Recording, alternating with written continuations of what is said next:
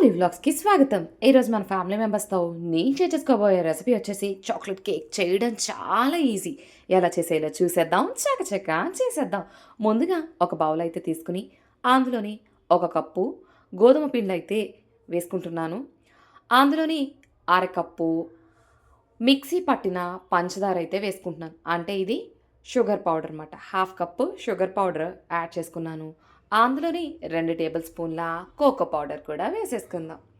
1 spoon baking powder, అర spoon baking soda, చిటికెడు ఉప్పు వేసేసి వీటన్నిటిని ఒకసారి అయితే మనం మిక్స్ చేసేసుకుందాం. మీలో ఎవరైనా కొత్తగా వ్యూ చేస్తుంటే లైక్ చేయండి, షేర్ చేయండి, సబ్స్క్రైబ్ చేసుకోండి, పక్కనే ఉన్న బెల్ ఐకాన్ని నొక్కండి. చాలా సింపుల్గా, టేస్టీగా, హెల్దీగా ఇంట్లోనే చేసేసుకుందాం మన అప్పం ప్యాన్లోని కేక్. ఇప్పుడు ఇలా మిక్స్ చేసేసుకున్న తర్వాత అందులోని ఒక 3/4 కప్పు కాచి చల్లార్చిన పాలు అయితే యాడ్ చేసుకుంటున్నాను.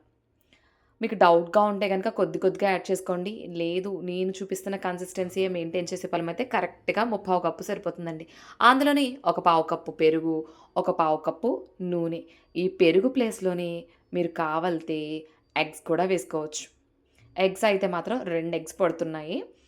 వేసేసి ఒకసారి క్లాక్ డైరెక్షన్లో అయితే తిప్పేద్దాం. కేక్ ఎప్పుడు చేసినా కానీ మనం ఒక్క డైరెక్షన్లోనే మిక్స్ చేయాలి. ఇలా చేయడం వల్ల కేక్ ప్లఫీగా వస్తుంది.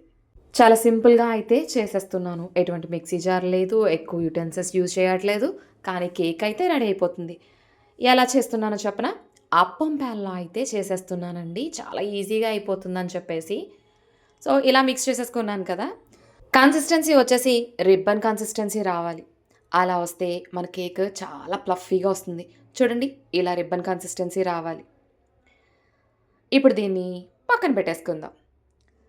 స్టవ్ వెలిగించుకుని అప్పం ప్యాన్ అయితే పెట్టేసుకుందాం. అదేనండి, గుంత పొంగనాల ప్యాన్ పెట్టేసుకుని అందులోని లైట్గా ఆయిల్ అయితే అప్లై చేసేద్దాం. చూడండి, నేను చూపిస్తున్నట్టే చేయండి. చాలా తక్కువ ఆయిల్, చాలా తక్కువ ఇంగ్రీడియంట్స్తో 10 to 15 మినిట్స్లో అయితే కేక్ రెడీ అయిపోతుంది.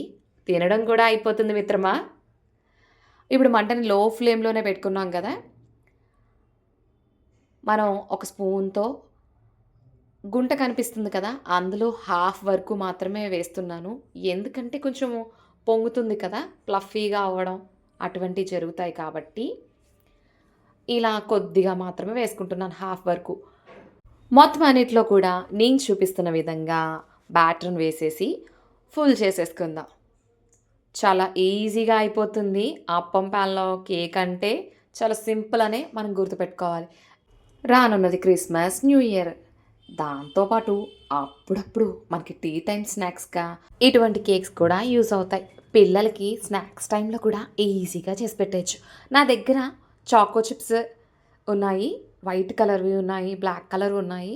కానీ మనం చాక్లెట్ కేక్ చేస్తున్నాం కాబట్టి వైట్ కలర్ వేస్తే బాగుంటుందేమో అనిపించి వేసేస్తున్నా.